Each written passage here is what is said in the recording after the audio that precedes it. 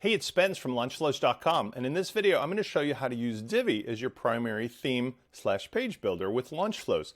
It's actually much easier than you might imagine. Fortunately, Divi is very flexible because unlike a lot of page builders, it's a theme and a page builder in one, which means you have the choice of using the main content output of Gutenberg with the Divi for the header and the footer. I had a little voice change there. Or you can use the native Divi builder. Now, I actually recommend using Gutenberg in the middle because that'll give you the flexibility of having a content block or a group of blocks that can be used anywhere at any time. Whereas if you use the Divi builder, there's a chance that it will change slightly the output of the individual components because Divi wants to impose its own styling even on its individual shortcode or text widgets. Here's what I mean. First of all, if you go into themes, I have my test bed here, so there's a lot of fun themes. I've activated Divi.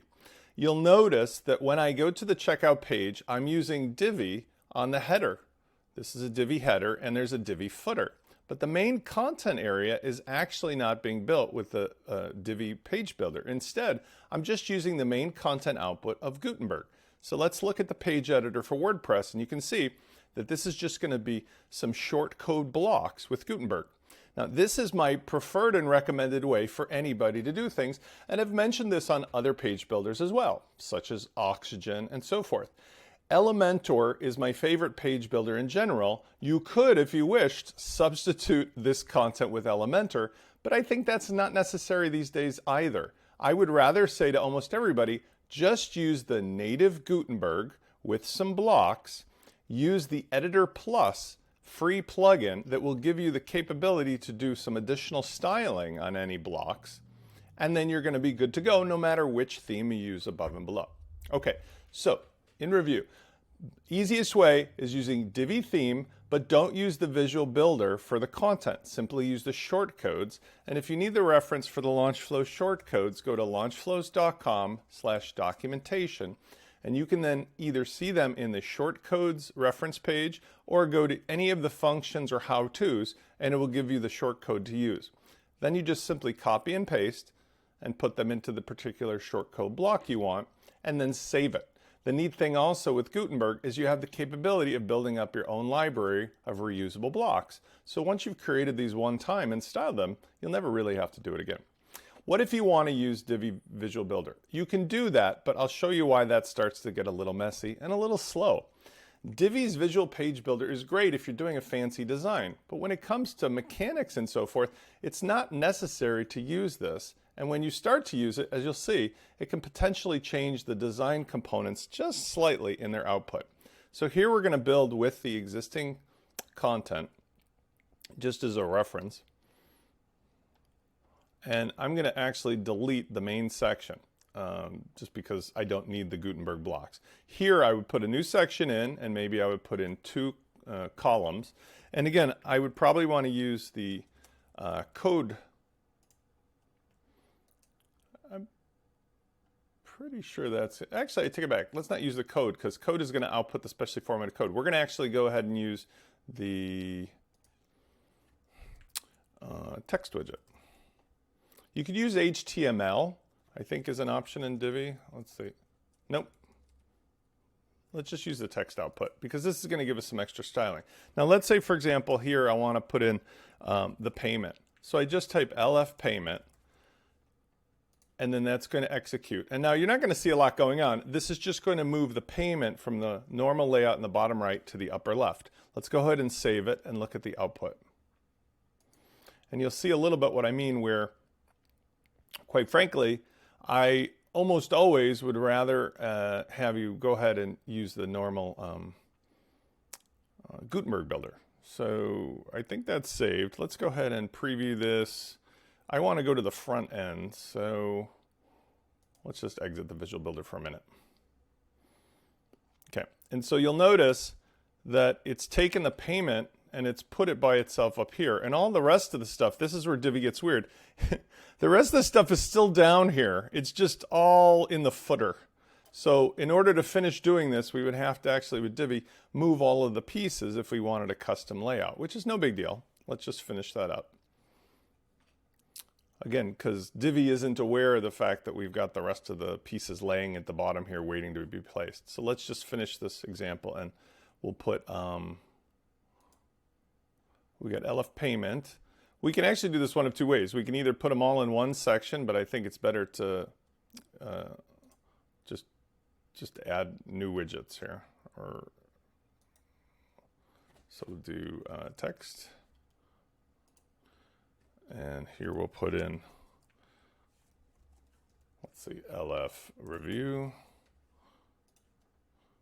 And we'll wait till that saves. Again, a little slower to build. Here we'll put in text again. And again, you can do this one time. LF billing. So we'll move this billing section out of the bottom. And let's save it, and you can just see our progress.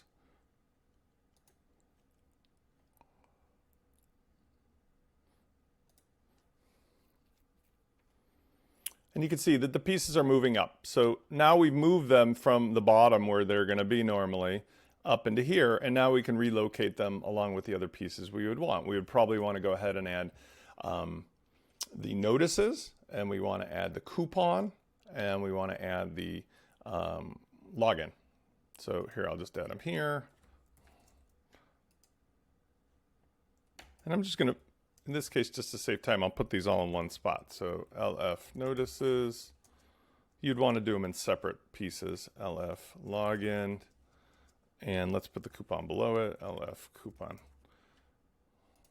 For flexibility, you'd want to put them in separately, of course. Oh, sorry, and it's not LF coupon, it's LFWC coupon for WooCommerce. Okay, so what we're left with, even though this isn't my ideal layout, is if we use the visual builder of Divi, we can accomplish the same goal. But a couple things you'll notice. Notice how Divi munges up the way that this looks a little bit. I mean, it's not a bad thing, but it'd definitely apply Divi's primary styling of WooCommerce to this versus allowing the underlying theme, because Divi is the theme. So if you like this effect and you want it to be consistent, maybe that's actually what you're looking for. You'll notice too that Divi's imposing some unusual things here, like the style of the background on the quantity changer and all the rest. Okay, so two ways to do this with Divi. Set it up and use something else to output the content of the layout, either native Gutenberg, or as I'll show you in a second, you can use even Elementor. Or the second way is to use Divi and use the Divi Visual Builder and just take the shortcodes and put them into their individual text widgets. And I have to double check something. I'm going to do this here. I haven't used Divi, honestly, in some time. I'm not sure whether the code widget is actually going to output the code or if it's just going to show the code, which is what I think it does. I want you to notice, though, and this is the sad part with Divi, because Divi is a competent builder. Look how slow this is. This is torture, absolute torture to get what you want to show on the back end. It's just spinning and spinning and spinning. That's why I'm not a big fan of using this tool for this purpose, because it's really, honestly, much better to just go ahead and use the native Gutenberg where, boom, things happen immediately. But let's see what happens if I try, I don't know whether it'll work. Let's try the code widget. Or, I'm sorry, I'm using the term widget. With Divi, it's called a module. Sorry. Everything calls everything something else. There's blocks, there's widgets, there's modules, and I have just started drinking my coffee today.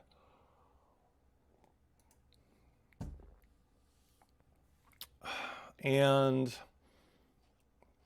it appears to work. So I'm not 100% sure, but it appears that you could use the code module. So you don't necessarily have to use the text module, but it works either way because it's a shortcode. So let me get one validation here. I'll try one last thing. Let's actually try this one. Let's take out the payment from a text module, and let's put it over here into a code module and see if it works.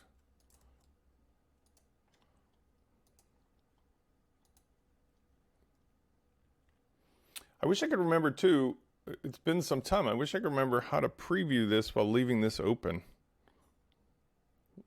Page settings, history. I don't remember how to get this to be in a preview window other than duplicating and pasting it.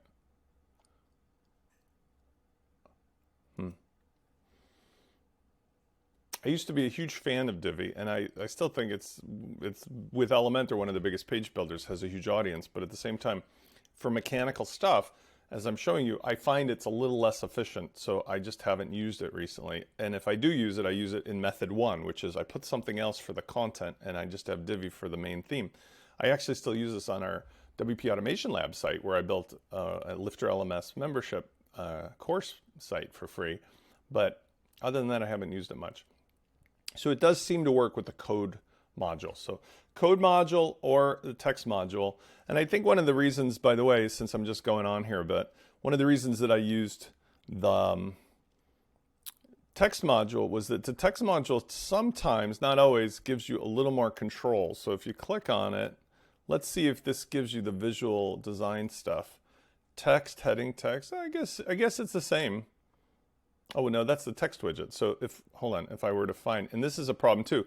You notice Divi, this is another reason. Notice Divi is hiding what the shortcodes are. I have no way of knowing in Divi what I'm doing here. Like, I don't know which one is which. That's a drag. Okay, let's exit. Let's discard my changes, and let's go back.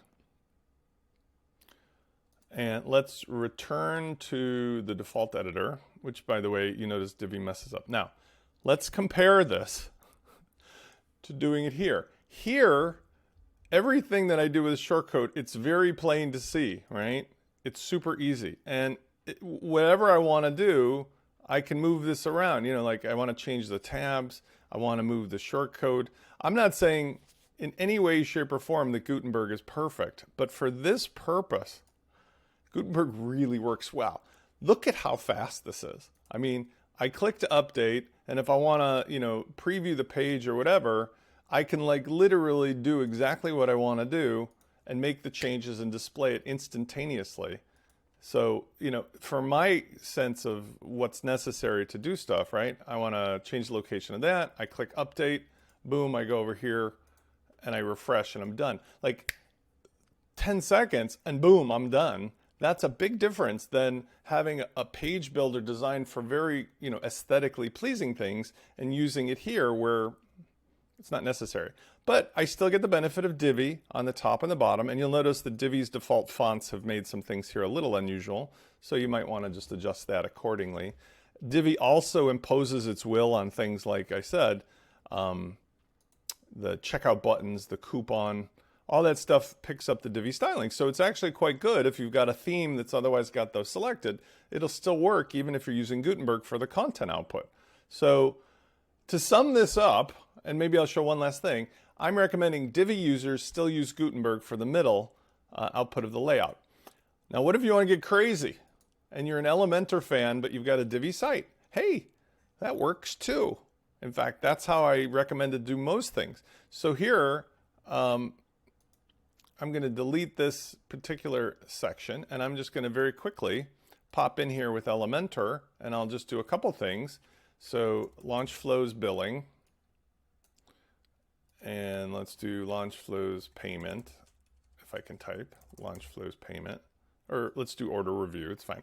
I'm just going to show you a couple of the pieces. So the rest of the pieces will show at the bottom, but you'll just notice that the billing details and the order review are going to show up at the top. So when I refresh the page, it'll still be Divi at the top, but look, I've got the Elementor for the layout. Now you see the coupon thing? Let's do the same thing with coupon. Let's drag that down, and we'll put that